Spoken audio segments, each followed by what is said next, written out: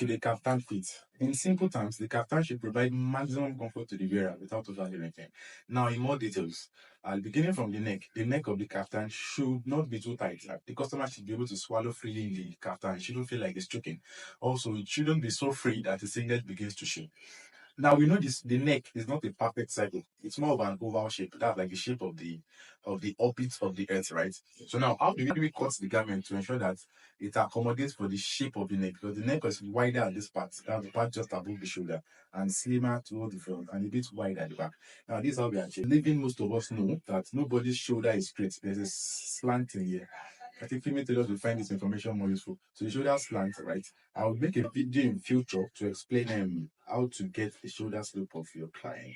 Now let's assume this person's shoulder slopes by 1 inch. This is just like a demo demo thing, right? Now the formula to getting the neck right is the client's neck divided by 6, right? So now my neck measures 15 inches. So using my neck for the example. So 15 divided by 6 in inches gives us 2.5 inches. So now we'll mark out 2.5 inches along the horizontal and also 2.5 inches along the vertical. Then using this French curve, I connect the dots. And then I roll out the shoulder slope. Now recall that from the shape of the neck, this part's supposed to be the widest. Now it's looking like it's the widest, but there is still something left to do, right? So this now gives me the front. Do I cut the back? Because it is in the cutting of the back that we get the shape right. So I'm going to split this fabric into two so we can proceed to cut the back. So now to get the back right, you place the front panel on the piece of fabric you want to use for the back panel. So the first thing to do is to shape out the shoulders. Then to accommodate for male figures, we have hunch at the back. So our backs protrude more than our front. So therefore, if you cut the clothes to be like this, when the wearer builds the clothes, the front part, the back, the excess, this part of the back will take from the front. So it appears as though the clothes is pulling backwards this way.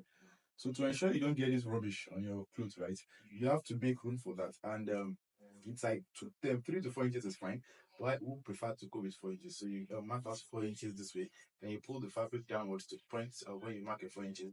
Then you bend this all over, right? So I'm bending this. Now you recall that because of this slant, it feels like the material is not ending like this, it's ending like this. So now this enables us, or this ensures we get the right shape of the neck, because the neck is an oval shape, not circular. So now just see what I'm doing, right? So I proceed to create a notch here, right? So I'm trying to get the neck right. Yes.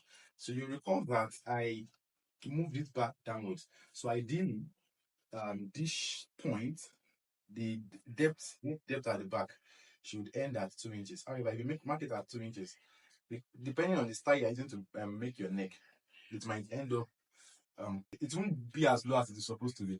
And when that is the case, you have a fold at the back. So to ensure you don't have that, if you are going to be using neck taping, not the other one where you put a fabric and turn inside, right? If you are going to be taping the neck, then you have to accommodate for that and make it 3 inches, not 2.5, 3 inches. Now I said accommodate for that because when you are fixing the neck taping, it's going to mount on the fabric. It's not going to make it fold inside. So it's mounting on it. That's why I'm making it 3 inches. Now, as the shape has become obvious, now we can see clearly that this part, I don't know if you can come closer so my viewers can see clearly. You can see this part now measures like 3.25 inches, while this measures 2.5 inches. So cutting this way ensures we get the oval shape of the neck. So I proceed to cut this out, and then I can bend this over. But by the time we take this out, you can see that we get the widest part of the neck, which should be the point just above the shoulder. We can see it's super wider than this part. So yes, this is how we cut the neck. So please let me know what else you'd like me to explain in subsequent videos. Thank you for watching. We enjoyed the rest of the day. Please don't forget to like, share, comment, repost. Thank you.